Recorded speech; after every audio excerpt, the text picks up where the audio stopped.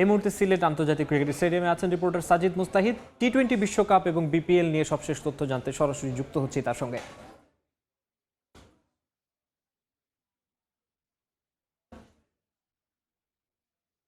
গতকাল মধ্যরাত থেকে কিন্তু বেশ কিছু গণমাধ্যমে খবর আসে যে আইসিসি থেকে বলা হয়েছে যে বাংলা বিসিবিকে ওয়ার্ল্ড কাপ খেলার ক্ষেত্রে যে আইদার তাদেরকে ইন্ডিয়াতেই খেলতে হবে অথবা তাদের ম্যাচগুলো ফরফেট মানে ওয়াক ওভার পেয়ে যাবে প্রতিপক্ষরা। যদিও বিসিবি কিন্তু কিছুক্ষণ আগে একটা প্রেস রিলিজে সেই পুরো বিষয়টা অস্বীকার করেছে এবং বিসিবি যতটুকু আমরা জানতে পেরেছি বিসিবির সঙ্গে আইসিসি যোগাযোগ করছে এবং তাদের কাছে জানতে চাওয়া হয়েছে যে তারা আসলে কি সিকিউরিটি থ্রেট ফিল করছে এবং তারা কি লেভেলের সিকিউরিটি চায়।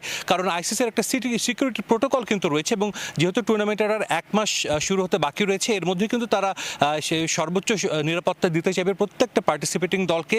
বাংলাদেশকে কিন্তু আসলে তারা সর্বোচ্চ নিরাপত্তাই দিতে চাইবে। তবে বাংলাদেশ ক্রিকেট বোর্ড তারা জানাবে কিন্তু তারা বাংলাদেশ ক্রিকেট বোর্ড কিন্তু নিশ্চিতভাবেই তারা জানাবে যে তারা আসলে কি ধরনের নিরাপত্তা চায়। তবে ক্রিকেট বোর্ডের বিভিন্ন সূত্রের মাধ্যমে আমরা যেটা জানতে পেরেছি যে আইসিসির সঙ্গে কোনো ধরনের তারা আসলে আপোষ করতে রাজি না ক্রিকেট বোর্ড। কারণ সরকারের সর্বোচ্চ পর্যায় থেকে কিন্তু বিষয়টা আমরা দেখেছি বিভিন্ন উপদেষ্টারা প্রতিনিয়ত এটা নিয়ে কথা বলেছেন।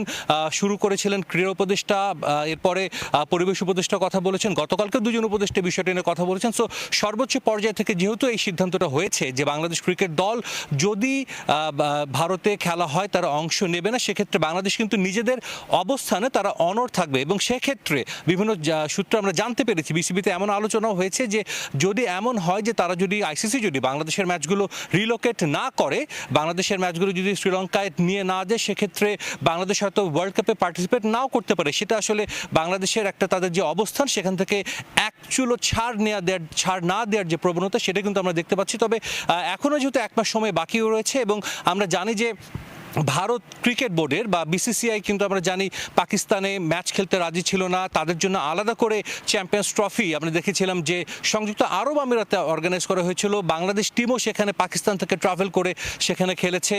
সো বাংলাদেশের জন্য নিশ্চয়ই এমন কিছু একটা ব্যবস্থা করা হবে। তবে সমস্যা যেটা আসলে দেখা দিয়েছে যে চ্যাম্পিয়ন্স ট্রফিতে কিন্তু পার্টিসিপেন্ট ছিল 8টি দল, তবে টি-20 ওয়ার্ল্ড কাপে 20টি দল এবং ফিক্সচার অনেক আগেই কিন্তু ঘোষণা করা হয়েছে। বাংলাদেশের ম্যাচগুলো ইন্ডিয়াতে হওয়ার কথা ছিল।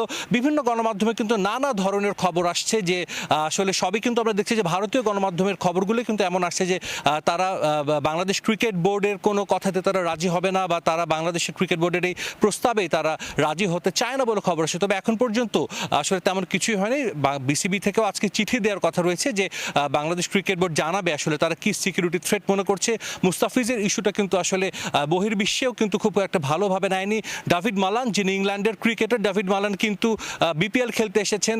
বেশ কিছু পাকিস্তানের ক্রিকেটার কিন্তু এখন বাংলাদেশে অবস্থান করছেন, খুশদিল শাহ, ইফতেখার, সবার সঙ্গে কিন্তু কথা হয়েছে। তারা ইন্টারন্যাশনাল ক্রিকেটার, তারা এক একজনকে ওয়ার্ল্ড কাপও জিতেছে।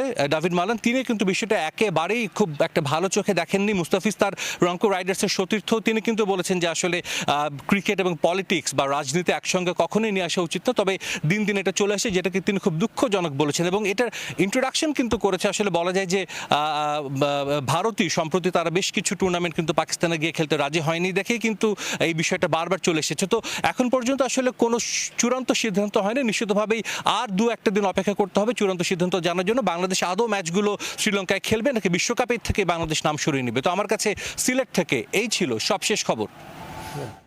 দর্শকরা অপেক্ষা করছেন আসলে চূড়ান্ত সিদ্ধান্তের জন্য। সাজিদ মুস্তাহিদ যুক্ত হয়েছিলেন সিলেট আন্তর্জাতিক ক্রিকেট স্টেডিয়াম থেকে।